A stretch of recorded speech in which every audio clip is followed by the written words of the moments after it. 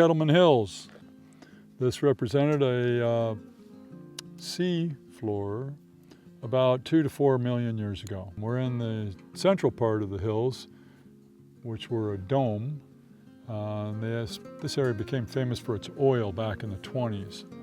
It was a real disaster of a landscape at that time, but now the oil's played out. Thankfully, almost all the wells have been removed, and the land is coming back to its natural state.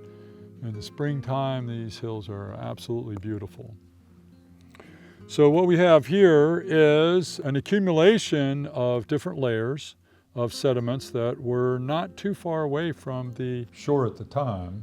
And, water level, probably the depths anywhere from about, 50 feet to 100, 150 feet. So not very deep. What that meant is that there were a lot of clams, a lot of sand dollars, a lot of snails and conchs and shellfish and stuff that lived in that environment.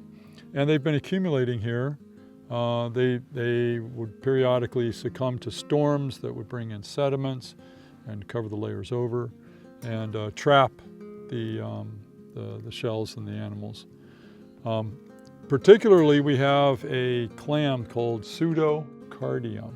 You recognize cardium as in cardiac, as in cardia, which means heart. Pseudocardium, or pseudo heart. So that's the layer that we have here. Right here is this whole layer of these really cool shells sticking out, Pseudocardium shells. They're really beautiful, and they take a really nice polish too. When you get them in certain locations like this one. The sand dollars that occur here, they also are found in layers, and you can see a bunch of them right here. They're on top of the Pseudocardium layer in this case. They also occur further up and further down because, as with oceanic environments today, these things ebbed and flowed.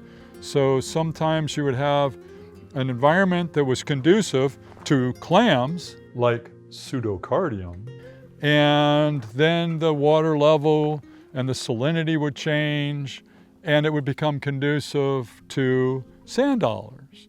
The sand dollars are called Dendraster. They're very closely related to the same sand dollars that occur off of the coast of California today. Actually, they look very, very similar, and they're about the same size. So you'd have different influxes of sediments that would change the environment, and you have cyclical variations. And sometimes you have layers of clams, sometimes layers of sand dollars, and sometimes both, and they can alternate too. And now it's exposed at the top of the Kettleman Hills. And this ancient seafloor was very, very rich, a rich environment.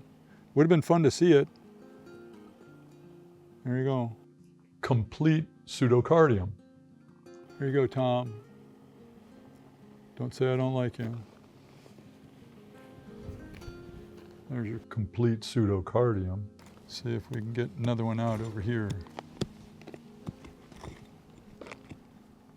Where there's one, there's more. Definitely.